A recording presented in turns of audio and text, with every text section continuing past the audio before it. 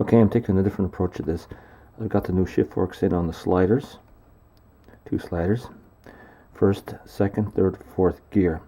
So I've got the shift fork shaft out here, hope you can see that, on shift fork here, the first shift fork for 1 and 2, and I've torqued that nut to it's either 14 foot-pounds, 168 inch-pounds. What's important is these D-end pins.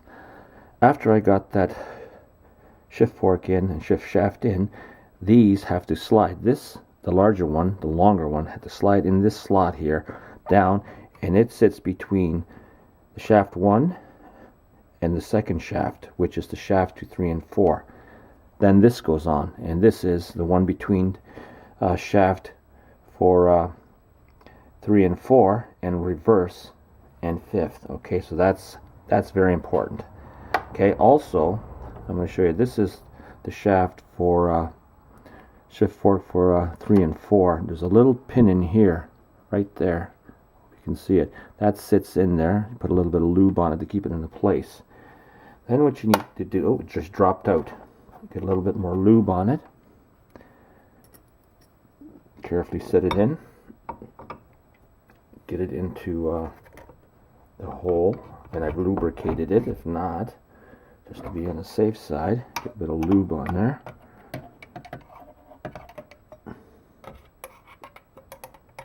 Okay, set this aside.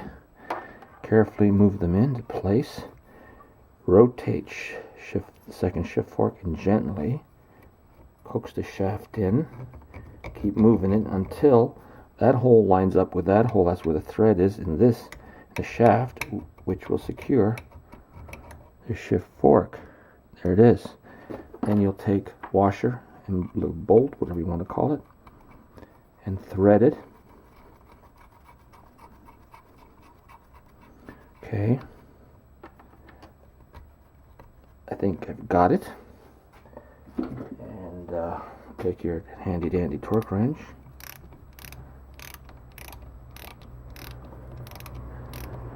Okay, so now it's just a matter of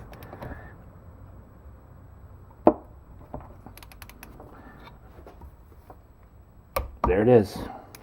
14 foot-pounds, 168 inch-pounds. Okay, so the second one's in. Okay, so you can see, oh, sorry, just knocked that out. Okay, there it goes. And there it goes, snaps back. You need the D-dents in there. And the D-dent balls fit into these slots corresponding to first and second, third and fourth, fifth and reverse. It's very, very important. That's what keeps the gear in gear. Engaged.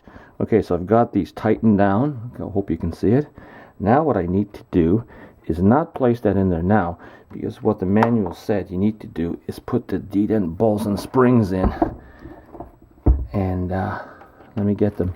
I try to remind you, everything went into a bag, so everything is coordinated.